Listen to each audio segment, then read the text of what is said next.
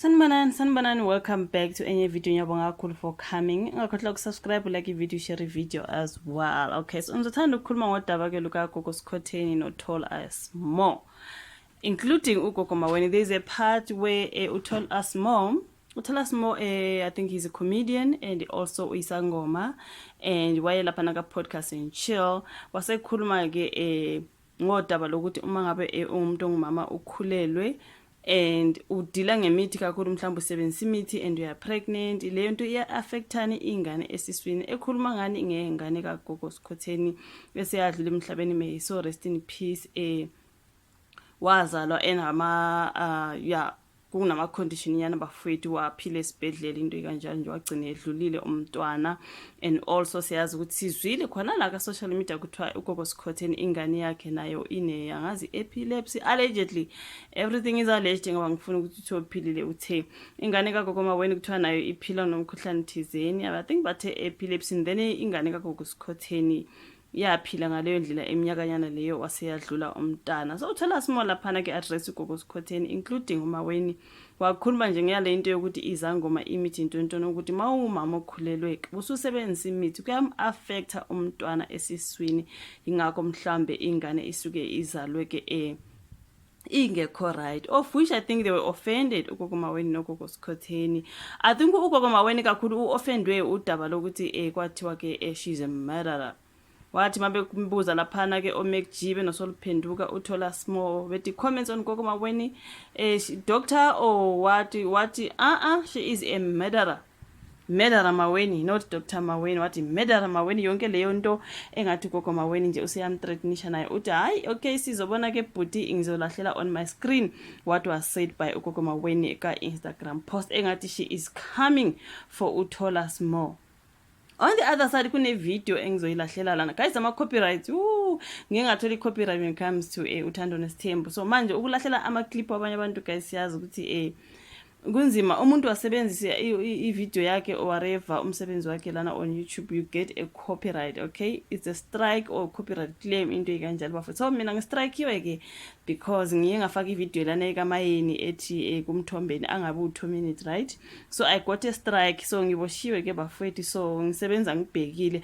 Kodwa ke la ama video ke aka TikTok uGogo Skhotheni ke addressa ke uTold Us More mayelana ke nodaba lokuthi akhulume ngengane yakhe, of which I understand ukuthi uye waxolisa uTold Us More uthe sexolisile uGogo Skhotheni wangalamukela uxolo, idrama yakhona is unfolding. So let me just insert iclip yakaGogo Skhotheni ekhuluma ngoTold Us More, mhlambe asiqale ngale kaTold Us More ekhuluma ke on the podcast and chill bese sibuya ke ngoGogo Skhotheni addressa uTold Us More. Mntwana kaSkhotheni, what happened? Ooh. Oh, I wasn't referring to that. Oh shit! You can't be pregnant and deal nemithi. You can't. It just messes up the entire system. I get you. Mntwana riding for real. I don't lie to you. Even with me, if I have a pregnant woman who comes to consult with me, I strictly say a 70 meat. Shama tambo pen. Then you go. Yes, I thought. That's it. Mntwana makaphumile saka sharp after 3 months. Then only you can come. Get those into zakhe sile. But yes, Dr. Maweni or Gogo Maweni, as she calls herself. I can't call her doctor. Murderer Maweni, let's call it that. What's the question? Bloody murderer. Yes. Now it's my turn now. I like burning shisa. Shanja. Yes. So couldn't she see this coming that they're gonna get arrested? You know what? Oh yeah. Let me tell you something about roses. There's a thing called Loki, trickster gods. Yeah. When are you thinking to yourself that you are communicating with your ancestors, but then don't forget that they also summon different types of spirits, like marine spirits and stuff like that. Now, marine spirits can play a game on you. First time. Bengifacela ndlulisa umlayezo ne kulo bhuti ebathi uTold Us More lo onobuso ngathi ijwabu. Bhuti nkonga ngijwayele kabi yazo. Ngiphaphela. Konke ongakuyenza ngakhuluma ngengane yami, ngangijwayele kabi. Bengekho ngenkathi zakho. Awisanga yimi, so ngafuna ukuvuka ngami. Ngafuna ukuvuka ngomntanami. Yabo from umntanami ngizoba i-stratmate. Ngangijwayele kabi. Nobuso ngathi uncircumcised penis. Donor. Wenzile jwanyo. Hey, you see what happens Skhotheni son, fuck off. Went to say ngibuya wena. Yeah? Why can't you talk about me? Talk about me, I want to retaliate. Talk about my son. I'll go naked as always. kodwa nhlwayela hamba wena nomlomo engathi le ngalo yami edege uzongiphaphela wena. Kanti why labantu abangathi abagezisisi laba ngathi babi bathanda ukukhuluma ngomntanami? Why labantu abangathi bathwasiswe i-depression banganadlozi? Why bathanda ukukhuluma ngomntanami?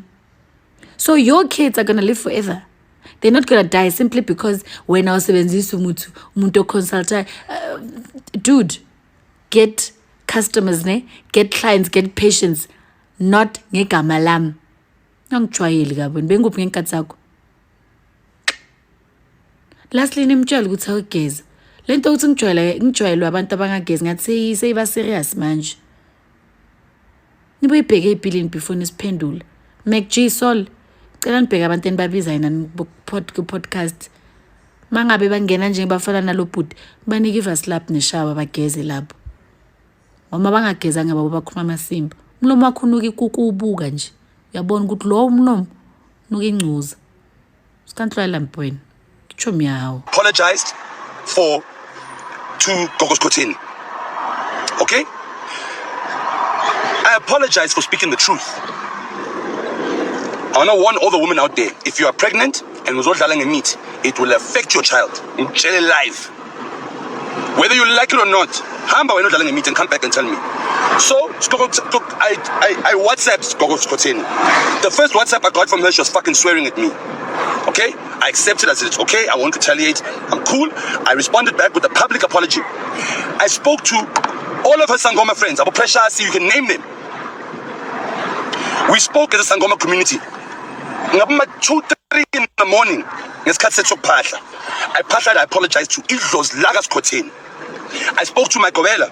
I sent her my Gobela's number. I sent her my Lady Baba Gobela's number. I called my Gobelas and tell them with Mbona bangfundise amasimba. Call my Gobela and tell him ukuthi ungithwasise inyongo. Call my Gobela and tell him that what I said is bullshit.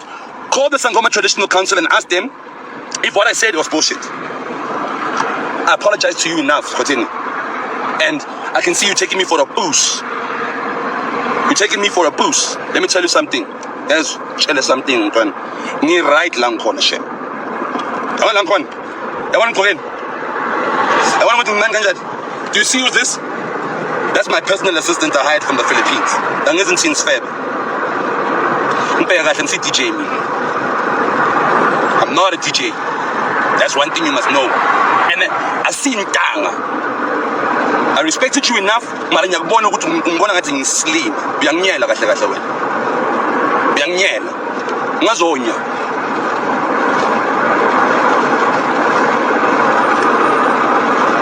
So if you want to go personal, if you want to be personal, I can be personal too. You understand? So don't go around talking about my name on TikTok, running your mouth about me. I proved the point that there's nothing Christian about you. Nothing whatsoever. And I rebuke you in the name of Jesus. You and Maweni, in the name of Jesus, I rebuke you right now. Every evil action that you are doing, I rebuke you right now in the name of Jesus. My name is Charles Mo. I'm so busy, guys. I've got lots of money to make. You know what? I'm busy, man. I'm busy. I'm very, very busy. So kune video ke lana ngizoyi-inserta yakathola Smo e-addressa kuGogo Skotheni waze wambiza naye ngesifebe. Njengoba bengishilo ngalokuthi uGogo Skotheni uthe wena le rate umbize ngama-private part and he's a married man. Uthe mayise responda lana uzwakale ethi wona sifebe ntontoni and remember this is someone else's wife. So angazi bafowethu izangoma zodwa lezi egcineni hlezi njalo izangoma zidonsa bafowethu kwakuGogo Skotheni noGogo Maweni. Now it's Thola Smo and Gogo Skotheni ziyabuya and ingathi uGogo Maweni naye une threat nyana nje kuthola Smo ukuthi listen angithi uthe Medara Maweni not Dr Maweni, Medara Maweni.